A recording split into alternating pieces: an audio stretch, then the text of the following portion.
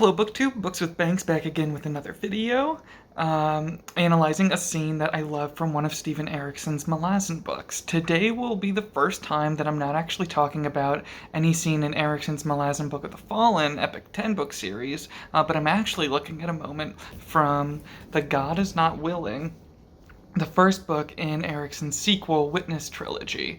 This scene comes from the end of chapter 16, pages 286 to 291 in this Bantam-published trade paperback edition. Spoilers ahead for one of my favorite plotlines and character arcs in this book.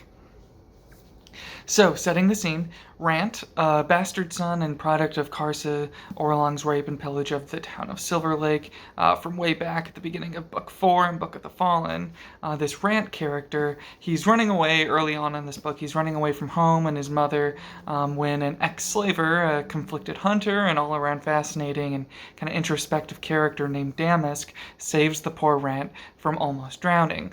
The two of these Rant and Damask, they go on a journey northwards, they get separated, and eventually they're reunited.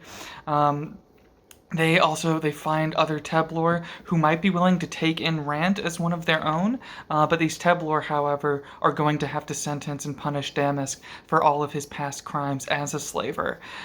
So they nail him to a slab of stone to leave him there to die. In the collection of Teblor and other tribes, they are about to leave their camp with Rant and move southwards, and in so doing, they'll be separating this recent duo of really good friends, Rant and Damask. So, here we go.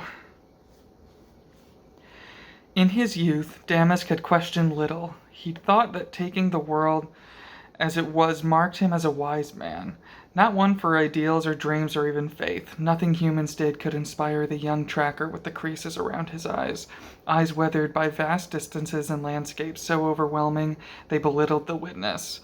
The Northlands made a man small, but this in turn made a man's decisions monumental. What path to take? When to turn back?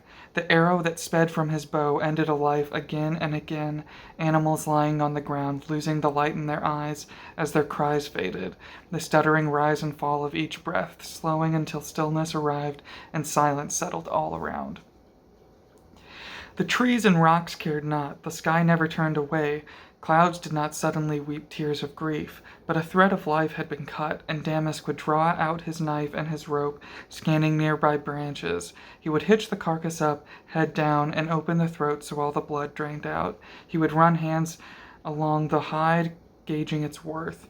He would think of a full belly and scan the sky for the first sight of condors and vultures and ravens. Hunting had its place in the wilds, because the wilds needed their wolves and dagger cats, their bears and wolverines, owls and hawks, the snakes in the leaf litter, the kingfishers above the streams. Did it need people? He had believed back then that he had a place in the wilds, that people belonged here, no different from wolves and bears, and as long as the wilds stayed wild, this belief was beyond challenge. But the wilds were only wild because people had not yet arrived in sufficient numbers, not yet swung the axe and lit the fires and cut nature's thread. Every beast could be slain, the hunting animals among them left to starve, the mountains would not crumble, the sky would not lose its color, and if the rivers grew fat and murky and lifeless, still they flowed. Damask was among the first arrows to speed unerringly into the wilds. What followed was none of his concern. People arrived because people always arrived. There was nothing here to question, nothing at all. Such were his years of contentment, with no hint of the restlessness that would take his soul as his body aged. When the time came to see more paths and trails behind him than those waiting ahead, and a clear-eyed man could not help but turn to look into his wake. If denial was a habit, he might look and still feel nothing.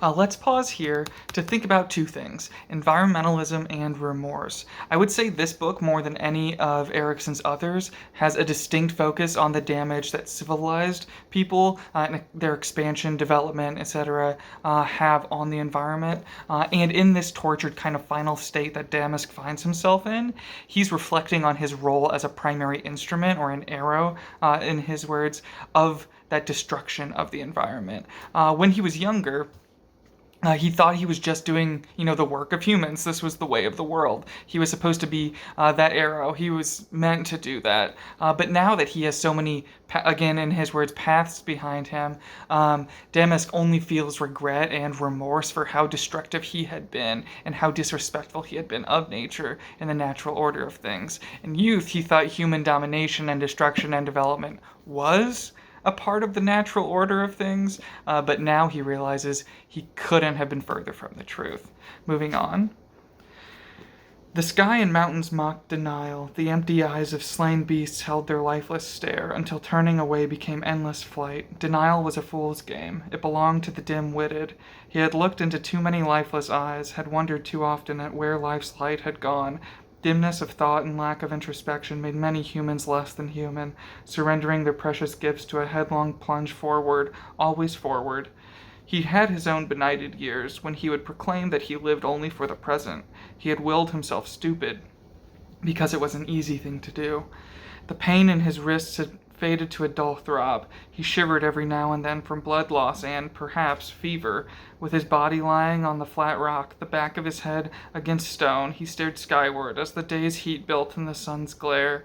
He could hear the camp breaking, as he had listened to the same deed depart en masse just before dawn, the same deep murmur of movement, footfalls on bedrock, the cries of babes and the shouts of children. But now a new sound had come, very distant, somewhere far to the north. Thunder, cracks in the air, as if lightning was striking, followed by drumming that made the bedrock beneath him shiver. Yet, with all these sounds surrounding him, he was thinking of the silence, when the clatter of antlers among branches and brush had ceased, when the beast was revealed, lying on its side, panting and blood coming from its nostrils. The silence that followed the light, and the light that fled in an instant, leaving dull, empty eyes. He remembered the last few times standing over the carcass, ready to do the work of dressing and skinning and quartering, and being frozen in place by that silence as it filled his head like roaring blood. And he would realize that he was the deliverer of silence. He was its weapon come to the wilds, and in his wake nothing moved. The Sunid had been few in number relative to the area they claimed as their own. Because they were sedentary, they hunted only the herds that migrated through, from heights to valleys, from forests to high plains.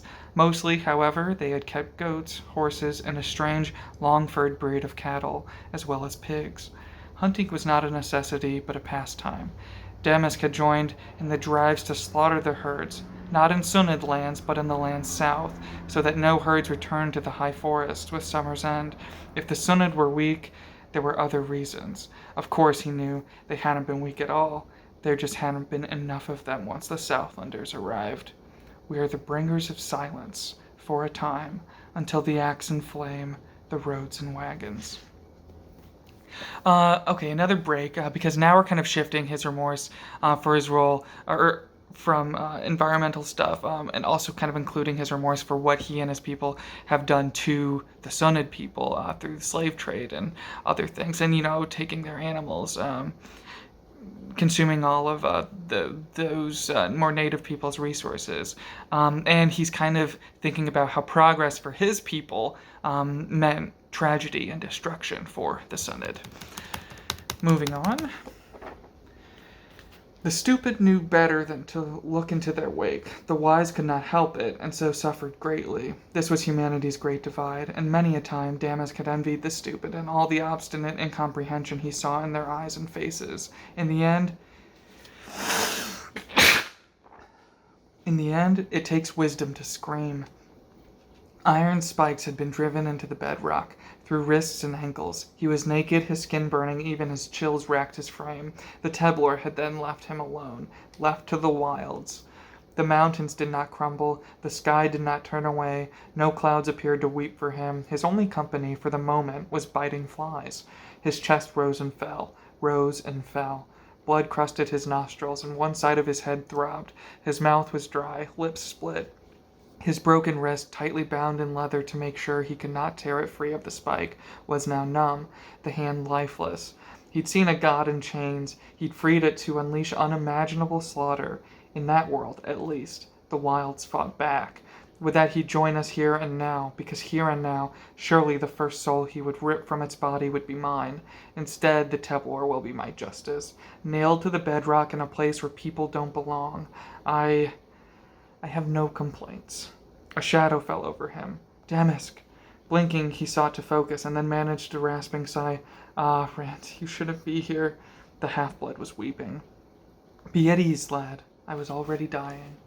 Water filled Damask's mouth as Rant poured from a bladder. He coughed and managed to swallow. When it continued pouring, he turned his face aside. The bladder moved away and out of sight again. A moment of hilarity struck Damask, and he smiled. Aye, that's a thought. Drown me and cheat them all. Damask, I failed you. I asked for a few more steps, remember? I should have freed you when you wanted it. My choice, Damask said. Not the best of them, aye, but it was the path I took. Delisfana says the Samdi have gone to attack Silver Lake. Damask frowned and then asked, Only them? Other tribes, too, I think. No Teblar? Sunit for revenge. Ex-slaves. And the rest? Rant shook his head, reaching up to wipe at his eyes and cheeks.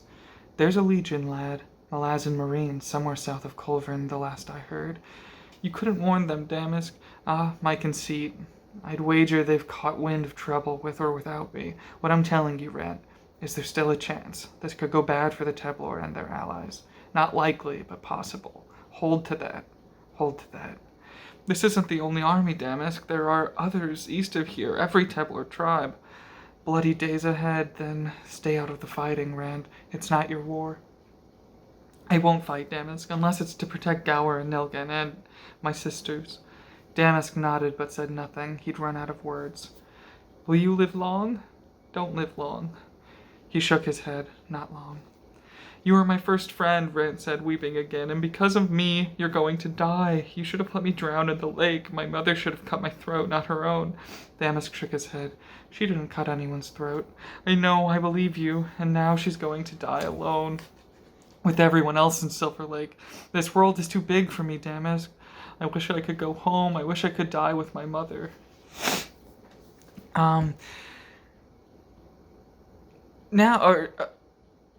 I think this is a good spot to kind of take a moment to look at how, now that Rant has shown up crying over the fate of his friend, I think Erikson gives us this interesting opportunity here to compare how filled with doubts and grief and a decision the young Rant is, and compare that to how Damask has just been kind of chastising his younger self for willful ignorance and unfailing confidence in his violent ways. And I think Damask sees that even though Rant might be innocent and unsure of so much in the world, this boy, this kind of last friend that he's made, is already so much wiser than Damask ever was, especially when he was so young. Moving on. Now Delisfana came into view, just past Rant's shoulder. Her hands were on him, seeking to pull him away. It's done, Rant. I doubt he's even hearing you anymore. Not long now. Possibly even before we leave this place. Rant turned to her. You call this a clean death? It is the Teblar way, a criminal alone with his guilt. If there is torment, he will deliver it upon himself. This, Rant, is clean. He will be gone soon. Aye, Damask thought. It is clean. He let his eyes close, struggled to slow his breathing. He understood Delisfana. If death wasn't as close as she said it was, he would pretend otherwise. Rant's sobbing tore at him. He struggled against one last look. But then, who would want to see a child's face at this time? After a long, deep breath, he let his face go slack. The cries moved away. Sunlight once more burned against his face, lit the world orange behind his eyelids. Distant horns sounded, and the deep murmur of footfalls rose up like a tide. I didn't cry out when they drove in the spikes. I didn't rail, didn't curse. I didn't give them anything. I don't think they expected otherwise. Still, I wonder if they understand. I'm a Southlander. I'm from lands that have known more wars than the war leader can conceive. We may be rubbish at peace, who isn't, but war. Ah, war we know. The war leader was the arrow, speeding into the south, but the south wasn't wild. It knew all about the silence that comes after the last drop of blood, and the last breath. Okay, Erikson has a page break here, but let us also take a break to consider this whole arrow metaphor a little more. So Damask recognizes that he was an arrow, kind of fired into the wilds by the destructive forces of civilization. The wilderness really didn't have much of a way to fight back against him as an arrow. Now he's turning this metaphor around because these northern tribes are all going to war with all of the more quote-unquote civilized peoples of the South, who are much more familiar with destruction and war. And when Damask likens these war leaders and these tribes to arrows going south, he realizes that they don't really stand a chance. But as readers, especially looking back at the scene after having finished the book, we can wonder if the arrow firing southwards in retaliation, we can wonder if perhaps that arrow is not actually these tribes and these war leaders, because as Damask points out, they don't have a great chance of success. But what if that arrow is actually the retribution soon to be delivered by nature and the wilderness itself? And in that case, that arrow, the arrow of nature and the wilderness, not the arrow of the northern clans, not even the most war-hardened and technologically developed people in the South can defend against nature's arrow. Fascinating stuff. But finally, moving on to the end of the scene. Something stirred him, nudged at his attention. A sound, perhaps. He couldn't feel his body. Damask opened his eyes. It was late afternoon. The army was gone. Or long gone. Not a single footfall reached his ears. The thirst was unbearable. His skin was afire, wrapping dead flesh. A snuffling sound, yes, that was it, coming from one side. He turned his head, struggling to focus. A gray bear standing on its four limbs for the moment, head slung low and slowly shifting from one side to the other. A sow, less than 10 paces away, wet udders at her belly. A smile came to Damask's lips, audibly cracking them. He tasted blood. Oh, this place was full of smells the bear knew to avoid. The mass of hunters who would kill her at a moment's notice, but they were gone, leaving but one, and from that one came the smell of blood. I took your mate, Damask whispered, though he knew it wasn't true. I took him down. I stole him from you. Do you remember? He'd wandered too far, on the wrong side of the mountains. I killed him. Still, the huge beast hesitated. There was garbage in the abandoned camp. Things to eat had been left behind. The bear didn't need him. I killed him, Damask cried, his voice hoarse. Now I'm here for you. Where's your courage, damn you? The bear huffed and then ambled closer, a few strides, only to pause again, half rising up to look around with nose testing the air. A moment later, a cub appeared well behind her, and then a second one. Both hung back, this winter's brood, already the size of a normal black bear. Damask shifted his head again and again, trying to snare her gaze. Eye contact, he knew, would do it. All we need here, lady. Meet my eyes. But her head swung away again and again, her wet nostrils flaring. Look at me! Their eyes locked. When she moved on him, it was in a blur. Damask had not screamed once when the spikes were driven through his limbs. Not once. He screamed now. For a long, long time.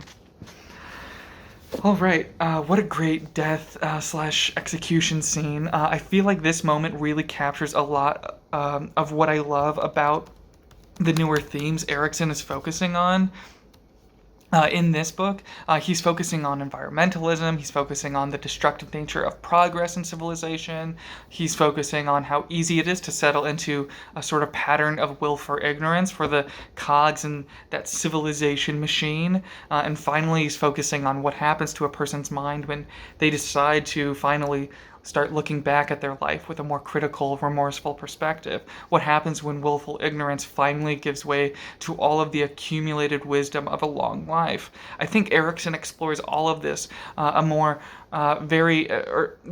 I think Erikson explores all of this very effectively with this Damask character, who is an otherwise kind of throwaway character from Book of the Fallen.